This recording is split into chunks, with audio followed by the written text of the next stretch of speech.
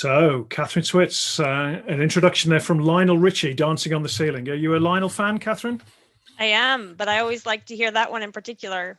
It's a good one to get us going. I've got this theme for the form guide of 80s tracks. And my vision is once I've had a season of guests, I'll do a DJ mix of the tracks to put it together. But it's all, I think 80s is kind of a good genre of music for kind of boosting our form and feeling good. What do you reckon? Absolutely. Could be a better one.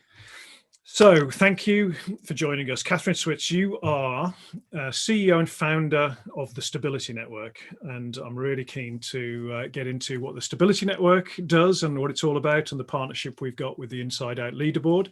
But welcome. Thank you for joining us. Thank you. Great to be here, Rob. So we always start, Catherine, with the question that I'm renowned for asking people, which is, how are you today and what's your score out of 10? And for those that are tuning in and haven't heard about the form score before, this is where we just give a kind of a curious and relaxed consideration of how our well-being is today with a score out of 10. As we were just discussing, mine's an 8 out of 10, as you can see there in the background.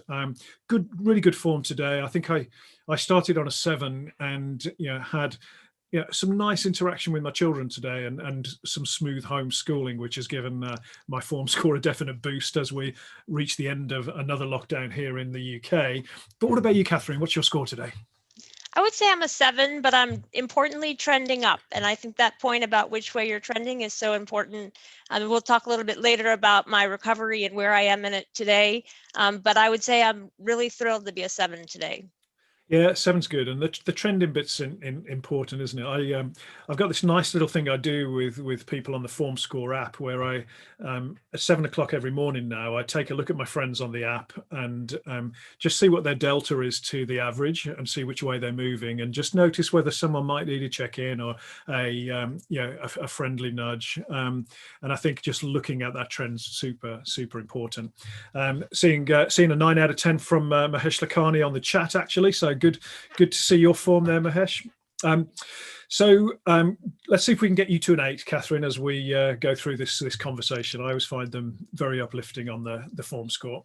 So what would a perfect 10 day look like for you on form score, if such a thing exists? Because for me, it's a bit of an ideal, right, sometimes. But what would go into such a good form day for you?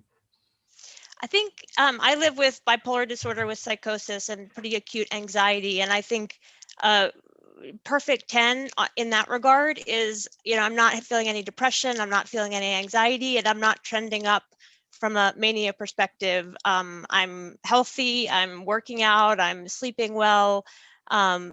And my general well-being is good. I'm enjoying my work. I'm stimulated. I'm able to be in connection with people.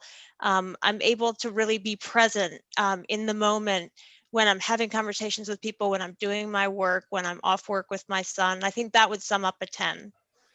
Yeah, and what I'm hearing there is balance, right? It's a balance with lots of elements of good stuff, but in sync. And I think that's often the challenge with our form, isn't it? That we can get one area right and then another area, I mean, it's not right or wrong. We can focus on one area and then another area might slip by, and it's the perfect 10 is in balance, isn't it? And it might not be everything at its sort of peak. And I do think everybody can know their own 10 and keep it out there as a beacon to say, this is how I feel and look and interact with the world when I'm feeling like a 10. And what are the things I need to do in my own life to get there? I think that's really an important piece of the recovery process. I think you're absolutely right. The beacon. I love that idea. The beacon of 10 that's out there, and what do I look like when I'm like that? And there's another concept I think that is useful, is what do I look like when I'm trending down? And I think that's quite useful for colleagues to share that, isn't it? So you can really understand, how and when somebody might need a bit of support. And I think so much of the dialogue around mental health can be rooted in the negative. And I think the way we can transform it and talk about thriving and living is just so important. Again, just knowing what good looks like and feels like and trying to attain that, I think, can be hopeful and inspiring to us individually and collectively. Yeah, hopeful and beacon. There's some strong images there for me of this beacon that's out there.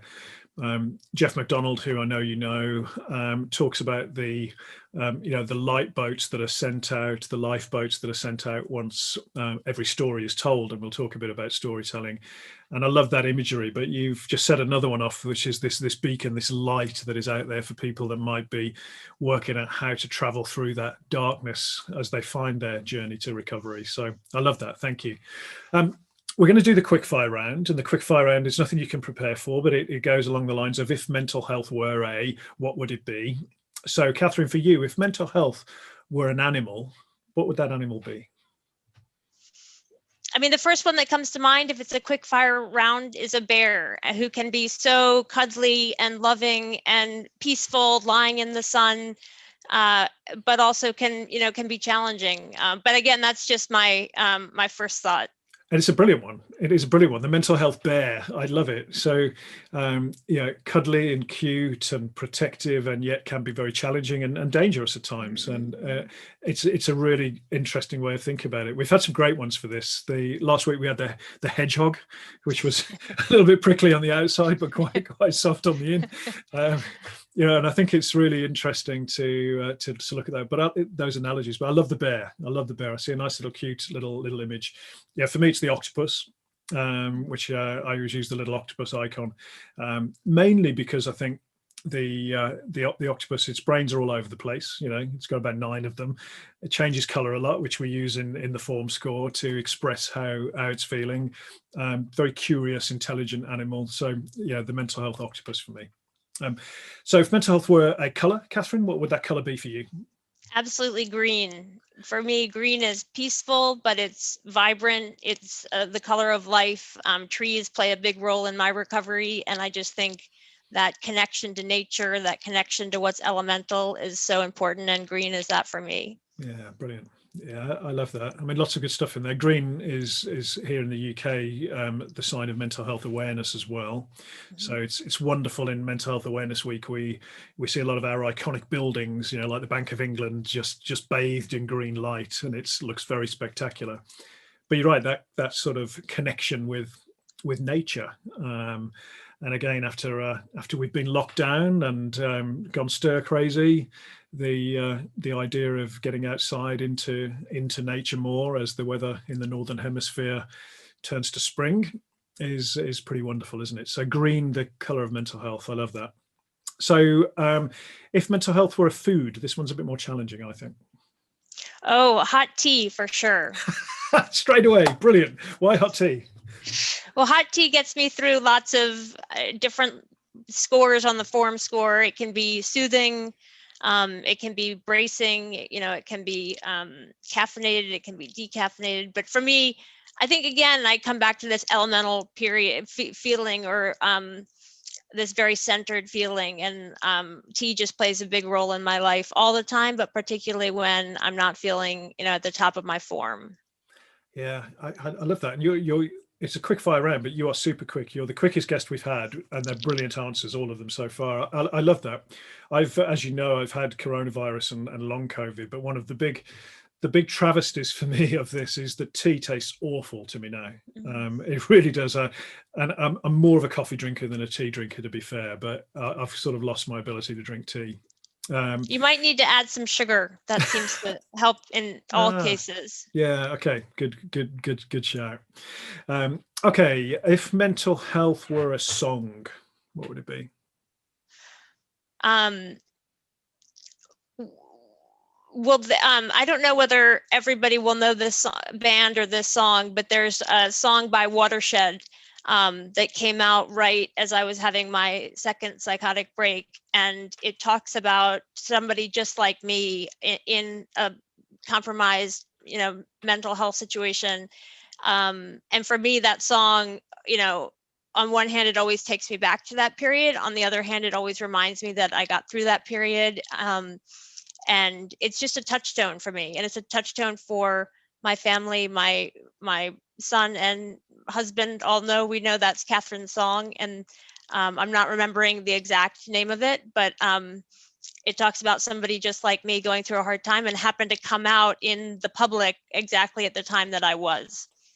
Okay, brilliant. Well, we'll definitely we'll track down the song title and put that in the show notes, because I'd like to hear it. And when would you go back to that song? When would you choose to sort of listen to it again? I mean, often it just comes up on our playlist or whatever. So it's not like, on a given moment, I go back to it, in specific when I'm struggling. It's just more, when I hear it, it's a reminder, a grounder, if that makes sense. Yeah. Okay, that's cool. Yeah, I like that. Okay, a couple more. I think if mental health were a holiday destination, where would it be? What sort of holiday?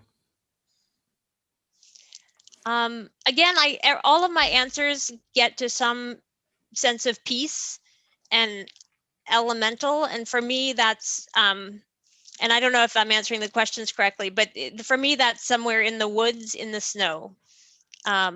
So for me, being mentally healthy is that peaceful moment where you're out snowshoeing or cross country skiing and you feel the very sort of just quiet and peaceful, and you can really kind of come into your body and into your mind.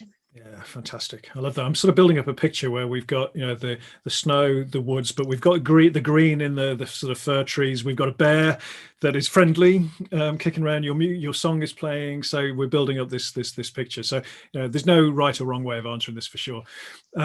Final one: if mental health were a sound, what would that sound be? It would have to be, there's a oboe. I'll have to get this for the notes after as well. There's some oboe concertos, which I always listen to when I'm not well, and they're very kind of loud and vibrant parts of it, and then they're very quiet parts of it. And it really does enable the whole spectrum of feelings that one might have when one has a chronic mental health condition. You have the peace, and you also have the kind of more jangled feeling. Yeah. And some of that classical music, in this case, oboe concertos, are that for me. Yeah, fantastic. Well, we'll definitely grab those. And I think classical music's really interesting, isn't it? That actually can help the brain find order at times of distress or chaos. Brilliant. That was such a good quick fire round, and it's the first time I guess just helped me paint a complete picture of a quick fire round. And that image is sort of locked in my mind there, Catherine. So thanks for sharing that. We're getting some good reaction on the chat, and Paul Burgess likes these questions and is pondering what his questions would be as well. So feel free to share those, Paul, in the chat if the mood takes you.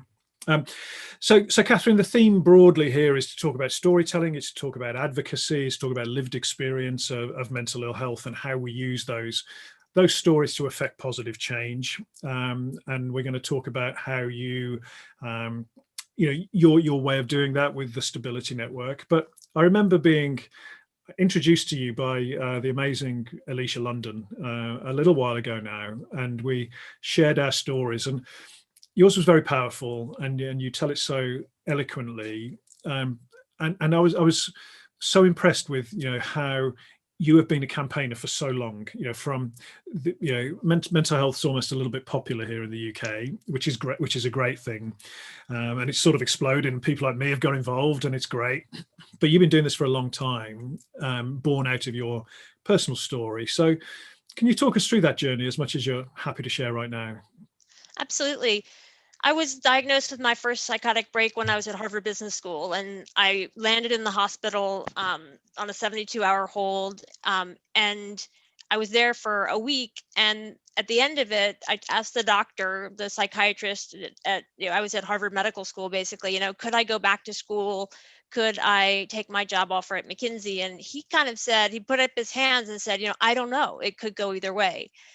And around that time, my mom gave me a book called An Unquiet Mind by Kay Redfield Jamison. And I literally held that book up to the social worker when I was checking out of the hospital and said, I have no idea how this woman came back from a psychotic break and went on to this very esteemed career, but I'm going to do that too. And I had no idea how. I didn't have any role models. I went back to school. I didn't tell anybody about what had happened. It was as I had been in the hospital, but I didn't say, what kind of hospital or what I was living with then. And it was a very difficult time. And flash forward about 10 years, I had worked through a number of different treatments and therapies, and finally had gotten to one that really had me on a pretty stable path. And we'll talk about what that looks like in a minute. But um, I realized that people like me had to speak out, people with a stable regimen, a stable family, a stable job, so that all the people who were much more at risk in their careers or in their families or with their health could get the care they needed. But I knew it couldn't just be me, because one person speaking out wouldn't have enough impact. And also, I was terrified. I didn't know how to begin. I didn't know anybody who had what I have, which is bipolar disorder. So I didn't even know where to start. So I started sharing the idea, and quickly 3 of us got in a room and began sharing our stories to each other, some of us for the first time. And we realized that moment that this was something very powerful, and that if we could build this into a network of people, we could have significant impact. And I had run a couple of other networks before, so I had kind of a vision for what that might look like. But we were, not too long ago at 20 leaders, and then 30, and then 80, and now we're at 250 in 9 countries. And we just feel really good about the people we've been able to assemble to play this role as advocates. Fantastic, and we're definitely going to get into what are the stability leaders and what the stability network is all about, and I'm really keen to explore that. Just going back to that book, and I'm feeling this real drive and passion that you were going to achieve and succeed in what your goal of getting back and getting your career and doing the things that you wanted to do, and you weren't going to let your mental health challenges stop you doing that. What was it about that book that really was the catalyst for you and drove you forward? It was very hard for me to read at the time, just because of the treatment regimen I was on. And literally, as I remember it, and I haven't read the book in a little while, the first chapter, it just depicts her experience in an elevated state, and it was just that immediate ability to connect with Kay Redfield Jamison, the author. And then it talked about her path from being in a challenging mental health situation to really getting to a point where she could live a healthy life, be married, be employed, and really not just kind of make it and kind of get through, but actually thrive. And I think that notion of thriving is really important. I think it's super important, and I'm hearing hope. I'm hearing, at a time where we think, I remember with my own depression, and as you know, I'm bipolar as well. That I thought I was always going to feel this weight of depression, this inability to have action, this lack of motivation, this lethargy, this swimming through what felt like thick quicksand just to get out of the door. Mm-hmm. And I thought I'd always feel like this, and that's where loss of hope comes, and that's where my personal story got very dark. But what I'm hearing from you is that actually you had this, again, we talk about beacons, beacon of hope, beacon of thriving out there that was very strong for you and carried you forward. And that's pretty powerful for people who are struggling, which is why it's really important that we share our stories. Let's talk a bit about your recovery. And you mentioned, the nature and trees and leaves, they're quite important to you, and I'm keen to explore that a little bit. But talk me through what your recovery looked like, please. Yes, and I should say what recovering looks like, because it's something that I'm still doing every day, and going, in and out of challenging situations. I mean, recovery,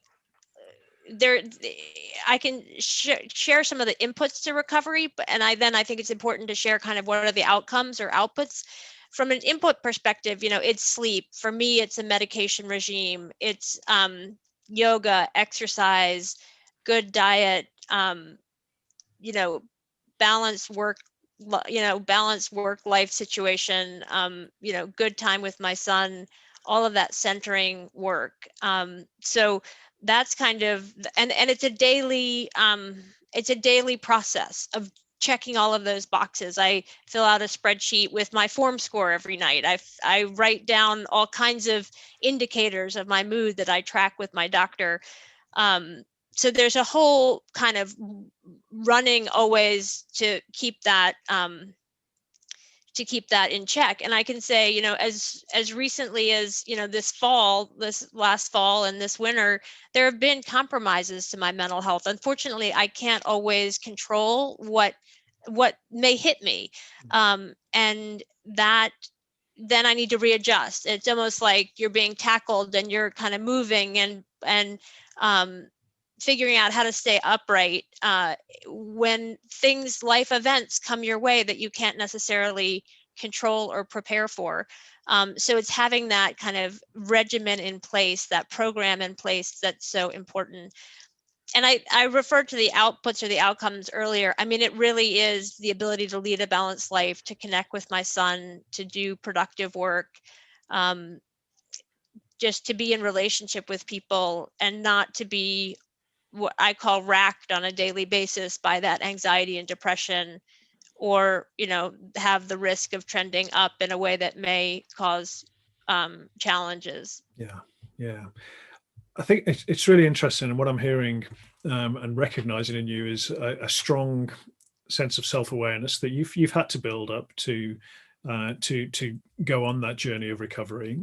And it makes me think of a lot of people now that might be experiencing challenges with their mental health for the first time in a serious way as a result of what's going on around us with the pandemic.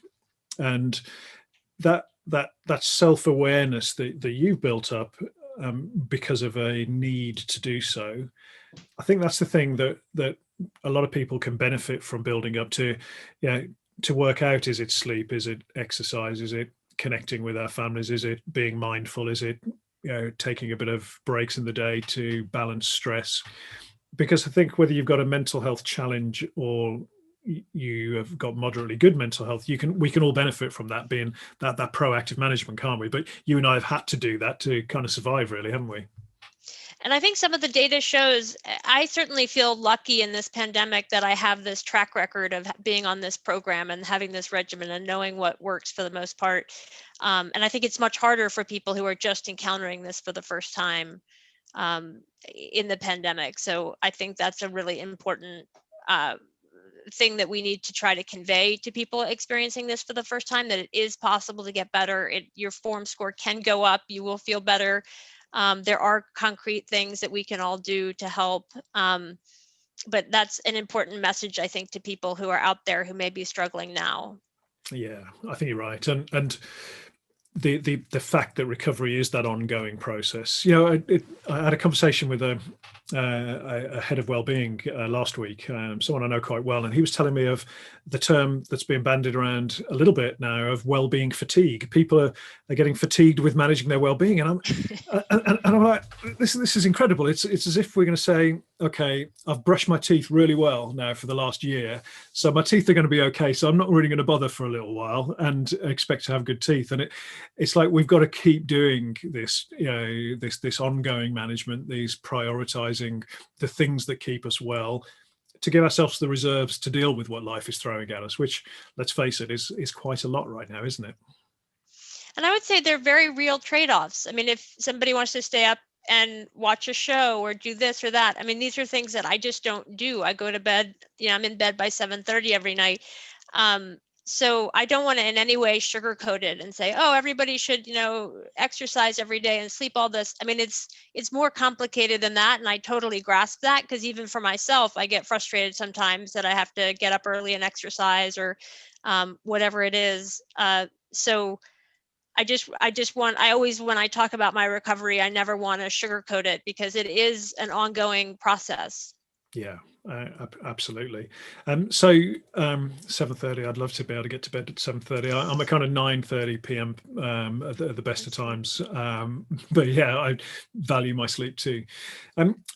So as you decided that you needed to do more, and you got together with those 2 other people and shared stories, what year was that? When was that? Just to give us some context. 2007. 2007. Okay, so that is a long time ago on the journey of smashing the stigma. So what really motivated you, and you've touched on it, but what really motivated you to do that and then kind of start the Stability Network? I think what motivated me, well, a couple things motivated me. I mean, initially it was the sense that there was this power in sharing our stories and breaking down the stigma or the prejudice. It was also just wonderful for me personally to be in community with these other folks who are all living with these mental health conditions. And I think as we see now in our network, one of the real benefits for people joining us is that they are suddenly in this community with like-minded folks who all understand and have gone through, aspects of what they're going through. So part of it was the desire to have impact, and part of it was because I saw impact on myself and the others who were joining as we joined. But I think, we quickly understood that one of the key ways to address stigma is to create, as you say, these role models, because what stigma research shows is that knowing somebody in your immediate circle who's living effectively with X is what makes stigma go down.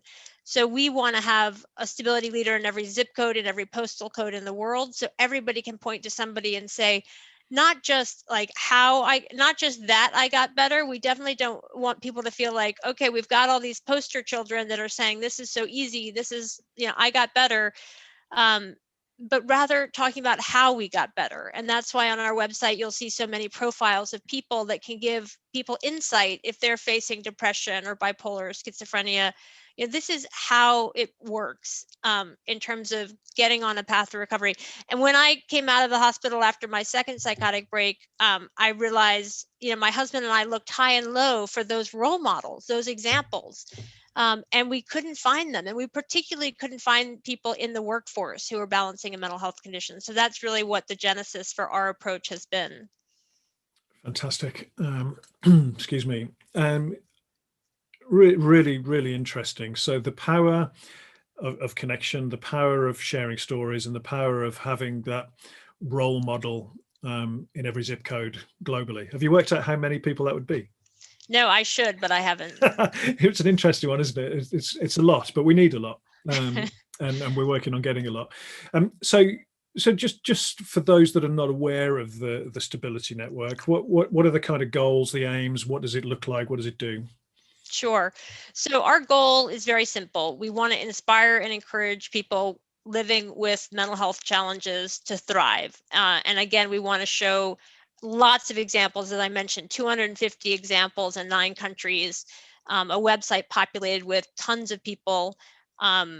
So one of our aims is to build that network and train these folks as effective advocates, realizing that we need them to be out speaking, out touching people. And so we train them up in a very specific methodology so that they can go out and have that impact. So it really is a matter of building that base of leaders, these 250 leaders, training them to be effective advocates. And then, as we say, deploying them in communities, in corporations, all over the place so that people hear their voice. Fantastic. Really good. And very, very closely aligned with the mission of the Inside Out Leaderboard, and delighted that we're collaborating to help fuel our respective missions. And for me, the Stability Network is a great place for the Inside Out Leaderboard role models who probably do a little bit less in terms of advocacy, unless they want to. It's more around putting their names to a list that we say, look, we're business leaders, we have a mental health challenge, and we're open about it, and that helps create that sort of culture change in organizations. Now, naturally, those role models are keen to do more in many cases. And what I love about the Stability Network is the fact that there's a strong community for people to share experiences and stories and create opportunities for advocacy, but then that support and that training. So I'm certainly inviting and encouraging all of the role models from the leaderboard to consider the Stability Network for that reason. And I'm pleased to say we've got quite a few are signing up. What in terms of that sort of support and training, what sort of things could someone expect to kind of, has a story, has lived experiences in recovery and management and wants to be more of an advocate? What can they expect from that training, Catherine?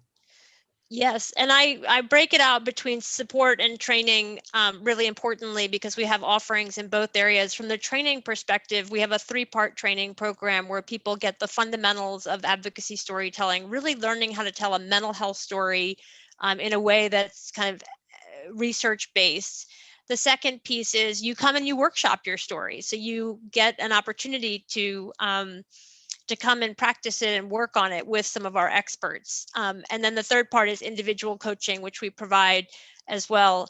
I think, and I just want, and then on the support side, we have monthly support calls. We have monthly sort of all network calls. We can connect people within the network one-on-one to each other, as we have a internal kind of Facebook page that enables our leaders to communicate directly on an ongoing basis. So we have, as you say, this sort of wraparound support, that wraparound community.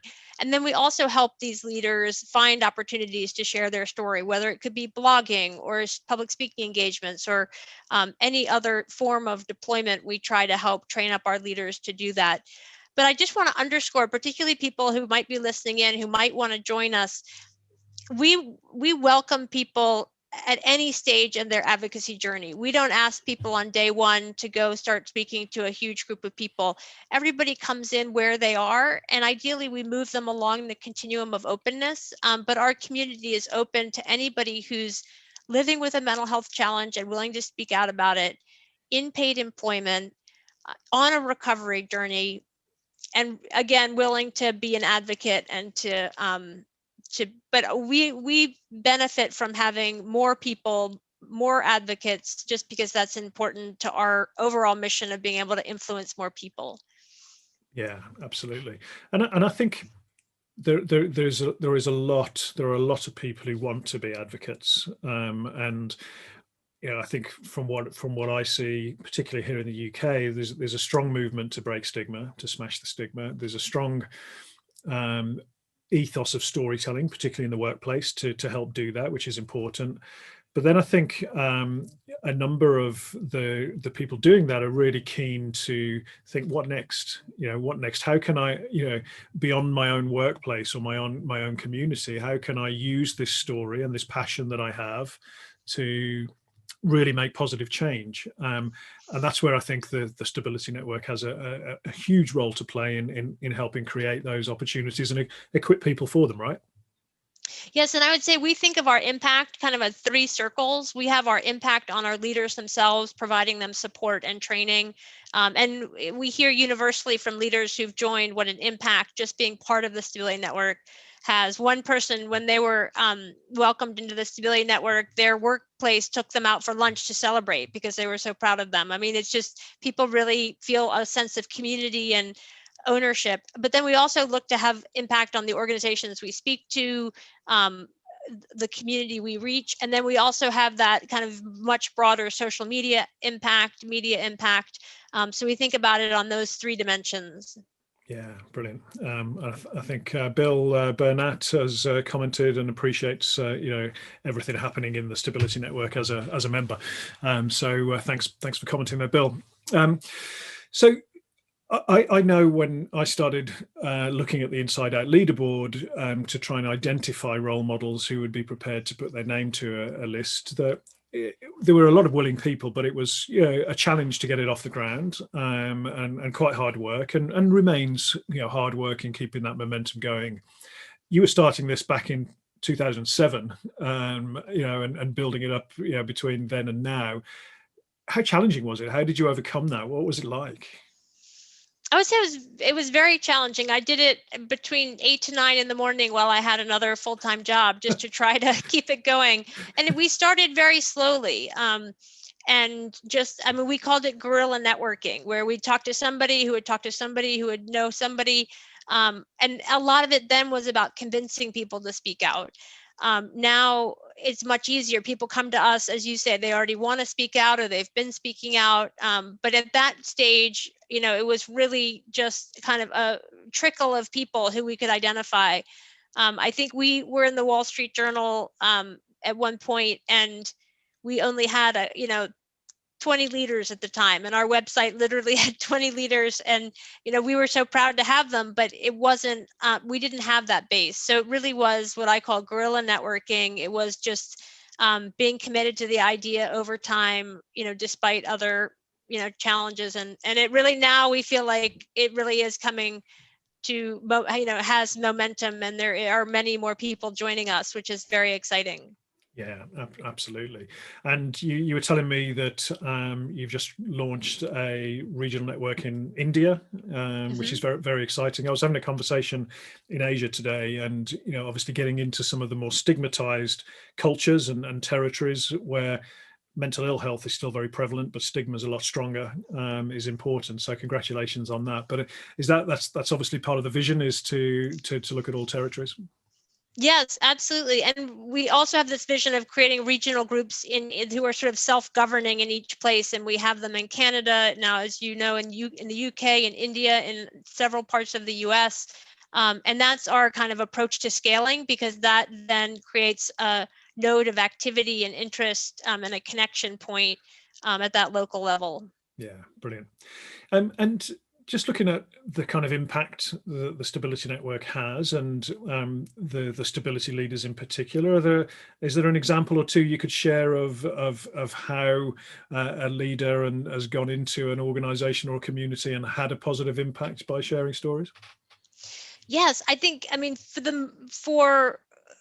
I would say there are a couple of ways to think about impact. I thought you were going to ask a slightly different question, which is, we've had people reach out to us who want to join but may not be ready to join, and have taken steps in their own life to get to a point where they could join, and then they do join, and then they become an advocate. So we've seen that kind of trajectory of a person over and over. In terms of where we have impact in a company we speak to or an organization, absolutely. We do surveys after each of our sessions to really gauge the impact, and there are tons of testimonials of people really saying, this moved me. And again, when somebody, one of the best evidences of that impact is when somebody in that company says, you know what, I'll stand up and do this too. And so that can be a powerful indicator. Or what we find is people in the audience, maybe from multiple companies, will follow up and ask us to come to their company. So that sort of net promoter score type idea, where people are referring us or signing up, and all of that gives us hope that we're having that impact. Yeah. I love that. I've seen it happen. I've seen it happen both in online events, which is harder, but in physical events definitely, where we have shared stories, or a leader has shared a story, then other people spontaneously have shared their story back, and that is such a powerful, emotive, beautiful thing, because it's the ripple effect that you see right there, and the power of storytelling. I have seen it on kind of Zoom calls where people have been very open to the chat as well, which is sometimes might be a bit easier. But in a physical presentation type environment where it's public speaking and you see that happening, it's wonderful, because again, it brings hope. It brings hope that we can actually smash the stigma and make it okay to talk about mental illness, right? Yeah, and I think going back to my early point about beacons, like if we can find beacons in each of these companies that people can look to and say, wow, this person in my company who I work with every day felt comfortable speaking out, standing up, that's really an ideal situation. Yeah, love it. The beacons. The other thing I love is the hashtag you have, I am living proof, which is wonderful. I know you had a fundraising campaign around it last year, which I was delighted to participate in. But it just, for me, it encapsulates it so wonderfully. But talk me through the thinking behind that hashtag, Catherine. Well, it is, living proof is one of our kind of overall taglines that we use a lot. So it was just kind of riffing on that tagline we have. And I think the tagline came from the training we do is based on a book called Living Proof Advocacy. And it's a very powerful book that helps people take their story and transform it into an advocacy story and an advocacy message. And we use that. We ask all of our leaders to read the book. All of our training is completely rooted in the book. So part of it was motivated by that methodology that we use for our storytelling, but also, like you, it touches us, it touches everyone. I think just this notion of being living proof that you can thrive with a mental health condition is just, it's essentially who we are and what we want to show.